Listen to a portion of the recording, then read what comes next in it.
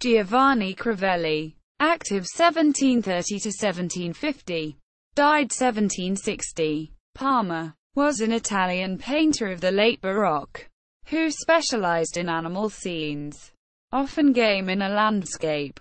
Little is known of his life. He was the son and trainee of the painter Angelo Maria Crivelli. Sources: CREDEM collection in Reggio Emilia.